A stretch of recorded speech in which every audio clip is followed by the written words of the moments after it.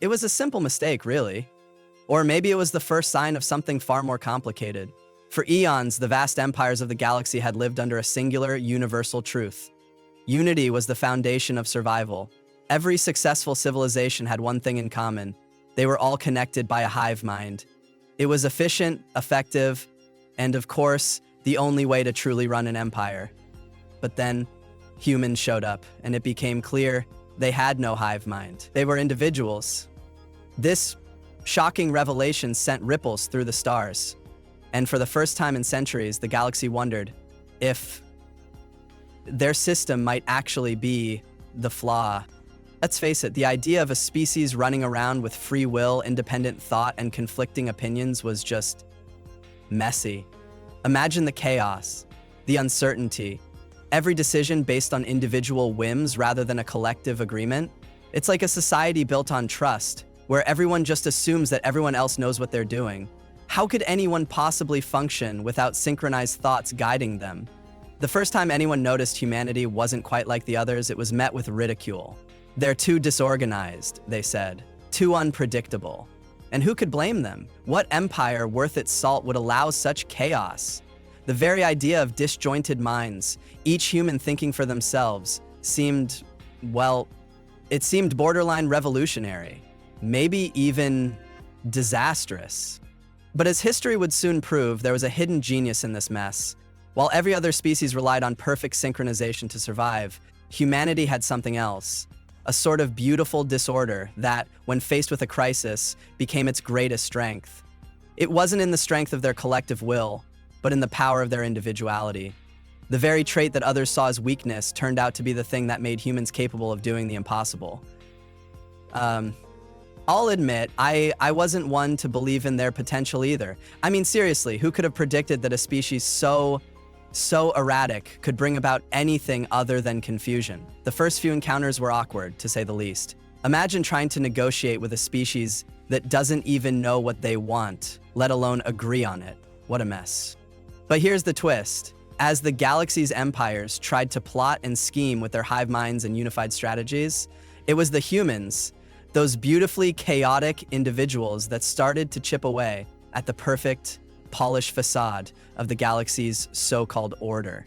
The more I watched, the more I realized perhaps it wasn't the humans who were the anomaly.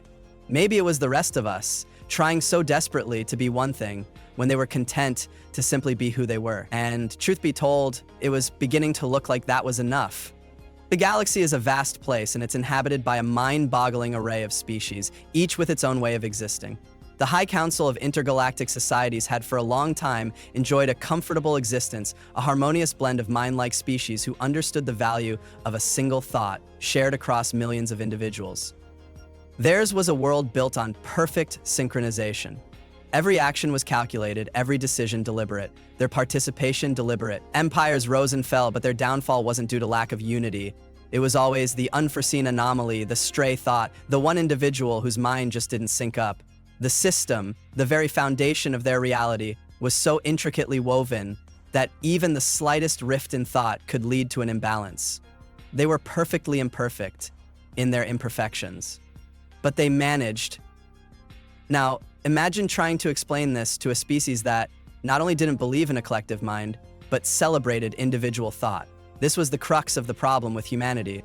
To truly understand the divide between these species, one needs to dive deeper into the inner workings of the hive-minded races.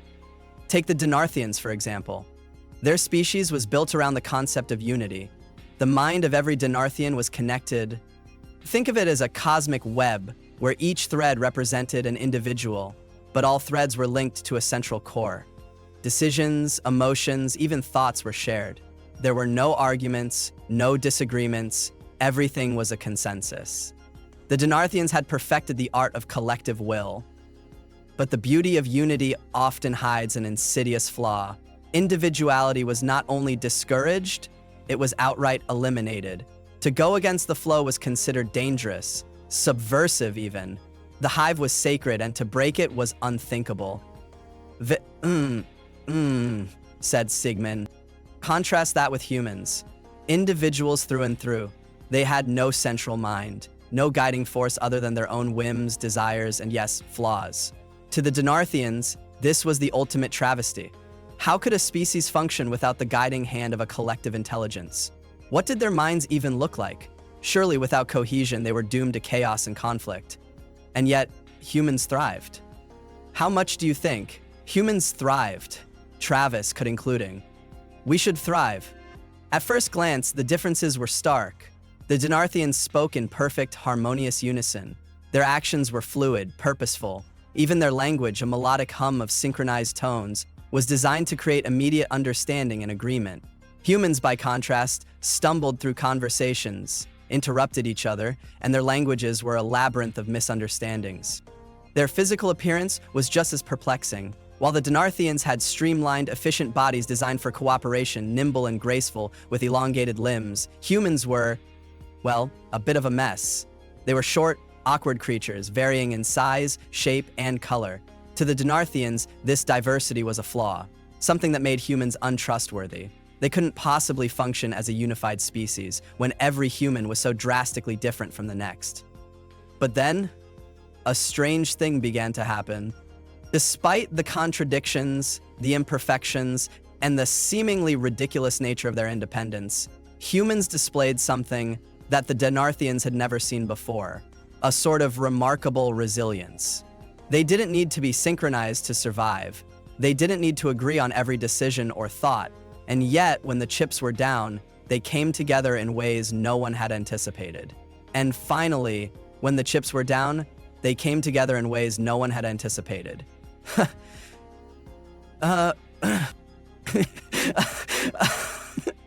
The Denarthians had their hive mind, yes, but humans had something far more dangerous. An ability to act as individuals, yet rise to the occasion when unity was absolutely required. They weren't a collective mind, but they were somehow more than the sum of their parts. The Denarthians, like all the other empires of the galaxy, underestimated humanity. But as the first signs of the unraveling of their perfect order began, they would learn just how deeply wrong they were. Humans. Where to begin? They're a bit of a conundrum, really. At first glance, they're hardly the stuff of legend. They don't have sleek exoskeletons or the kind of majestic wings that make a species appear immediately impressive. Their skin is all over the place, pale, dark, freckled, smooth, wrinkled, you name it. They seem to have 2 arms, 2 legs most of the time, and, oh, a head. I suppose that's where most species start to get the basics right. But unlike the harmonious races we're accustomed to, there's no single template for how they look. They've created this hodgepodge of colors, sizes, and styles that would make a painter's palette look like a lesson in restraint. And then there's their behavior. Can you even begin to imagine a species that doesn't automatically agree on everything? Now that's something. Denarthians communicate in a fluid, synchronized hum where one thought flows seamlessly into the next, and the group as a whole becomes an unstoppable force of efficiency. Humans, they can barely agree on what to have for lunch. One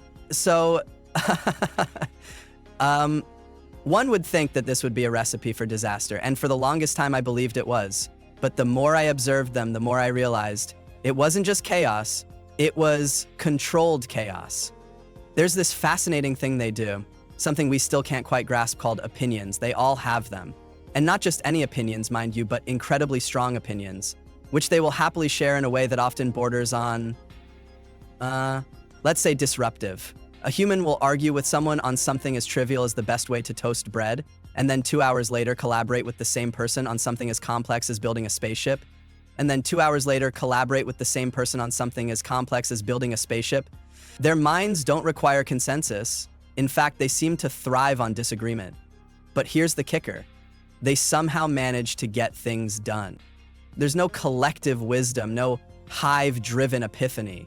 If anything, they're more likely to stumble, fail, and then get up and try again, only to fail harder the second time around. But instead of retreating into the comforts of conformity, they find a strange sort of joy in it. They laugh at their mistakes, sometimes quite literally, and they find out that only the people who scream are the heroes. Take their obsession with humor. It's absurd. Their jokes don't always make sense, and they're especially fond of things that are intentionally awkward. You've never seen anything like it. Imagine watching an entire species intentionally trip over their own feet for amusement. They call it slapstick. I've never been more confused in my life. Yet here's the thing, despite their chaotic, quirky, and often illogical nature, they have this inexplicable ability to create. Humans are a paradox wrapped in an enigma, wrapped in 1,000 different personalities. Their history? Well, it's littered with failures, wars, and mistakes. So many mistakes. Yet amidst all that, they built cities, they traveled the stars, they invented art, music, and science, sometimes in that order too. But no matter how many things they mess up, they have this resiliency. They've created a culture where failure doesn't mean the end. It's just another starting point. And therein lies the mystery. How do they do it? How do they, despite all their flaws, build something greater than themselves?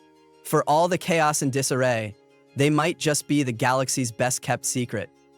I wouldn't admit it to anyone else, but there's something downright impressive about how these unpredictable creatures operate.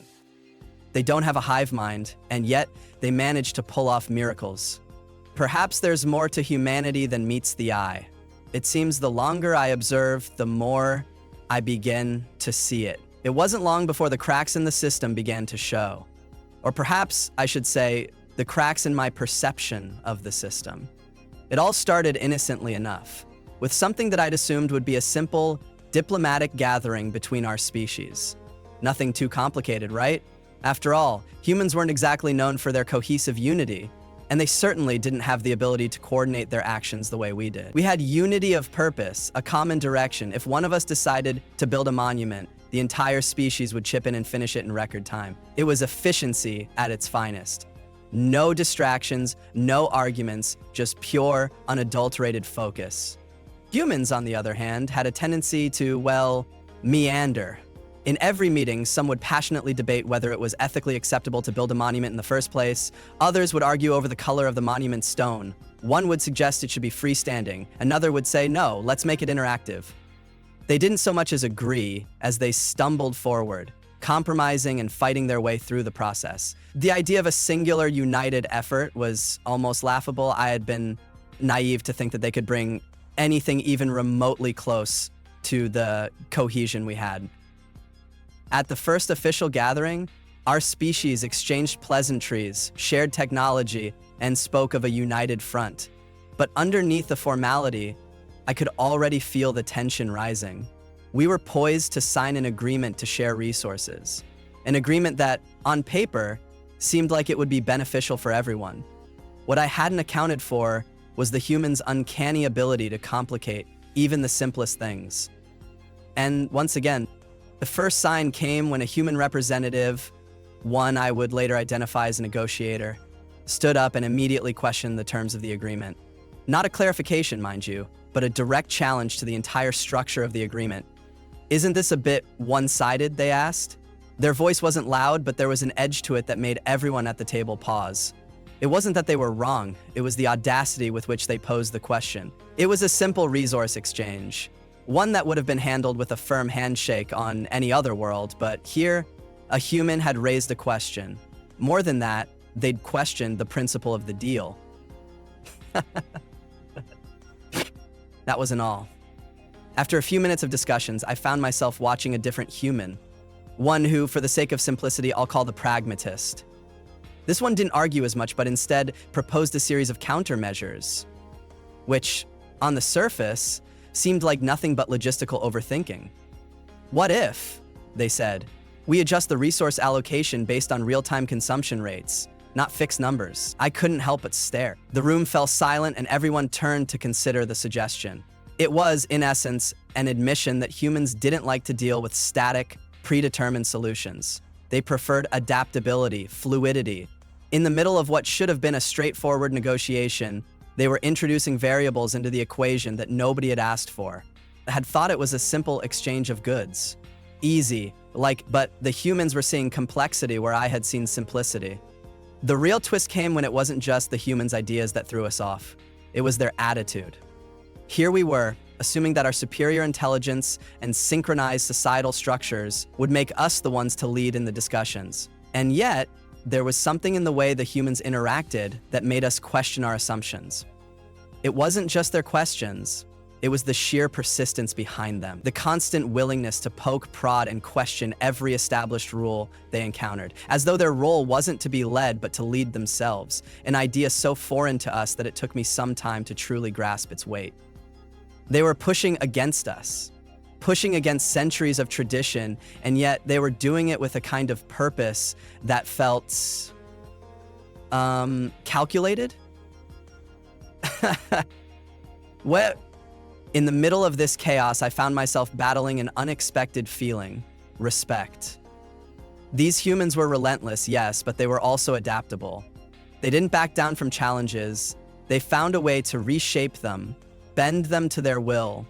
When it became clear that the initial framework wouldn't work for them, they simply adjusted, reconfigured, and moved on without missing a beat. What was most perplexing, however, was how they handled disagreement. It wasn't an immediate clash of egos. Well, not entirely. Yes, humans argued, but they also listened.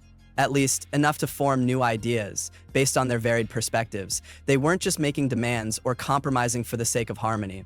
They were creating new possibilities, something that was quite alien to us, where tradition was a rigid thing, set in stone. By the time the negotiations reached a head, when the cultural misunderstandings, the tensions, and the failed attempts at compromise had piled up, I was beginning to see something that shifted my entire view of the human race. There was no surrendering to a status quo. There was no hierarchical structure that demanded absolute agreement. Instead, there was a constant ebb and flow, a push and pull between ideas, opinions, and outcomes. And just when I thought we'd reached an impasse, the humans did the impossible. They found a way to make it work. They created something entirely unexpected, a solution that none of us had envisioned. It wasn't perfect, of course. It wasn't even close to the plan we'd initially agreed upon, but it was something better, a way forward that had been forged not through compromise, but through the relentless pursuit of a new possibility. I couldn't help but think with a wry chuckle that perhaps humanity's greatest strength wasn't in their ability to agree, but in their utter refusal to be bound by convention. It's funny how a simple moment, one that you think will be mundane or even insignificant, can completely flip your understanding of everything you've been working towards. It wasn't some grand speech or dramatic revelation, nor was it a sudden flash of brilliance that changed the course of events. No, the turning point came on a quiet afternoon when the humans, in their infuriatingly unpredictable way, pulled off the most unexpected maneuver I had ever seen. And they were usually my best speechmakers. Finally, getting my revenge. It was on a street corner in my neighborhood where the law is flipped. We had reached the breaking point, an impasse so deep that I honestly thought we'd be stuck in negotiations for years. Our worlds were so different, our structures so opposed, that it seemed like we were on the verge of an irreconcilable divide. The resource exchange was hanging by a thread, and every attempt to bring it to a conclusion felt like throwing a stone into a bottomless abyss. The tension in the room was palpable. My species, always so structured and logical, was practically vibrating with frustration. We had presented our terms: simple, clean, efficient. The humans, they had picked apart every single detail. They weren't just asking questions, they were demanding an entire restructuring of the agreement. And it wasn't even the content that bothered us. It was their approach. There was no finality in anything they did. They didn't bow to authority, didn't submit to the idea that things should simply be the way they always had been. It was exhausting. Then the human negotiator, the one I'd privately labeled the troublemaker, did something I never saw coming. Without warning, they called for a break. Not the kind of break where people quietly step away for some air, but a real break, a complete pause in the proceedings. Let's put the terms aside for a minute, they said, and talk about why we're even doing this. This led to a real fight. It was the first time together we'd ever even spoken, and now was when the fighting. I remember the room's collective reaction. Stunned silence. That was it. The humans were going rogue. I could practically hear the collective mental sighs, the "here we go again" sentiment. And yet in that moment I found myself listening. I wasn't just hearing them, I was paying attention.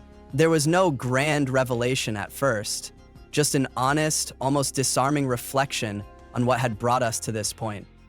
They spoke about how their people, imperfect, chaotic, and occasionally maddening, still sought to better themselves, not through perfect systems, but through the very imperfections that defined them. They weren't asking us to adapt to their model. They weren't demanding we throw out everything we knew. They were offering us a simple question. What if we didn't need to make things perfect? What if we just made things better, together? I'm not sure why it hit me so hard in that moment. Maybe it was the contrast to everything I knew, where perfect alignment, perfect systems were the gold standard. Or maybe it was just that, deep down, I recognized something in the human approach. The audacity to challenge the norm, to question even the very idea of perfection. I would say I watched as the humans spoke among themselves, their voices rising and falling, a chorus of opinions, arguments and counter-arguments. And then, in a flash of brilliance, something I had completely overlooked, they proposed a solution. It wasn't polished or neatly wrapped in the way we were used to, but it was real. It wasn't perfect, but it was workable. And it was based on mutual respect, not compromise. The proposition was simple yet profound. Instead of adhering strictly to the resource exchange agreement, why not focus on the shared value we both sought? Growth. Not just material or physical resources, but knowledge, culture, and technological development. The human proposal wasn't about the immediate transaction. It was about long-term, sustainable collaboration, a partnership built not on a static exchange, but on a fluid, evolving relationship. It wasn't just a matter of trading resources anymore. It was an understanding that the complexities of our societies, our differences, our tensions, our disagreements, were part of the solution, not obstacles. What had seemed like a hopeless stalemate suddenly felt like the beginning of something far greater. And in that moment, I saw the true brilliance of humanity. They had turned everything upside down, yes, but they had done so with an understanding that we, with all our precision and rigid systems, had forgotten. The strength wasn't in the resolution of our differences, but in their continual exploration, their constant push towards something greater, something that couldn't be defined by rigid parameters. So it's ironic, isn't it, that in their refusal to bow to perfection, to a unified hive mind, the humans had discovered something we never had, the value of imperfection, the flexibility, the adaptability that allowed them to thrive, not despite their flaws, but because of them, their willingness to fail, to pivot, to learn. I stood there for a long moment in quiet contemplation. What had I been fighting for? Efficiency? Perfection? Or was there something more meaningful in this unpredictable chaos of human nature? Something that I couldn't quite explain, but felt deeply. The agreement was finalized in the end, not in the way we had expected, but in a way that worked for both species. The terms shifted, the framework evolved, and somehow everything came together in the most unexpected way. It was a decision that didn't just resolve the conflict, it transcended it. I walked away from that negotiation room with a newfound respect for the humans, for their flawed brilliance. They didn't need to follow our lead, they just needed to lead, in their own way, on their own terms. And in doing so, they had opened the door to a partnership that neither of us had anticipated, one that would challenge the way we saw ourselves and the universe for generations to come. The universe, I realized, wasn't some grand, coordinated system. It was chaotic, unpredictable, and filled with infinite possibilities. And it was in this chaos that humanity's true strength lay. Beyond the order, beyond the structure, they were the anomaly, the wild card in the equation. And perhaps, just perhaps, that was exactly what this galaxy needed. And perhaps that was exactly what this galaxy needed. I suppose I should have expected it, though, in a way. I still found myself amazed at the turn of events. The universe, after all, has a knack for surprising you when you least expect it, especially when you think you've figured everything out. We'd come so close to unraveling the potential of this partnership, and yet, it was never truly about the resources, the contracts, or the technology. So yes, when you think of it that way, plus just how great your working relationship is, and yet, in the end, it was about understanding. It was about recognizing that no matter how far we advanced, how much we achieved, there was always something to learn from others, especially from those who dared to be different. The humans, in all their chaotic brilliance, had forced us to confront something I never would have considered, that there is no such thing as a perfect system. There are only systems that work, that evolve, that bend and stretch to meet the needs of those who inhabit them. The universe, after all, isn't a neatly folded blueprint. It's a sprawling, messy, unpredictable mosaic. And we, in our quest for order and perfection, had failed to see its beauty. As I sat in the quiet aftermath of the negotiations, looking out over the starlit expanse of the galaxy, I couldn't help but feel a sense of awe. The deal was done, sure, but the real shift wasn't in the paperwork or the formalities. It was in how we saw each other, and how we'd have to keep seeing each other, not just as alien species, not just as rivals or partners, but as learners, as beings capable of growth, change, and the occasional breakthrough. It's funny, isn't it? We were so sure that their lack of a hive mind, their disarray, would be their downfall. We thought it was chaos, but it turns out it was the very thing that made them strong. It wasn't about the perfect plan. It was about adaptability, flexibility, willingness to move forward even when the path ahead wasn't clear. And that's something that couldn't be achieved in a perfectly synchronized system, not something we'd ever been able to understand. I'll admit, I still chuckle at the irony of it all. Our species had spent so long trying to enforce a rigid, flawless design, only to have a group of imperfect, unpredictable humans come in and show us that the universe didn't work that way. And maybe that's the key lesson in all this. Perfection is an illusion, and growth is an ongoing journey. It's not the smooth roads that get you anywhere. It's the detours, the obstacles, the mistakes, and the moments of unexpected brilliance that shape who you are and who you'll become. I don't know what the future holds, but I do know this. We've learned something invaluable, and if the humans taught us anything, it's that the greatest breakthroughs often come not from perfect solutions, but from messy, beautifully flawed attempts. So here we are, two species, not so different after all, not perfect, but maybe that's what makes us the perfect partners in this vast, chaotic universe. Who would have thought? In the end, it wasn't the humans who had to change. It was us. And for the first time in a long time, I'm okay with that.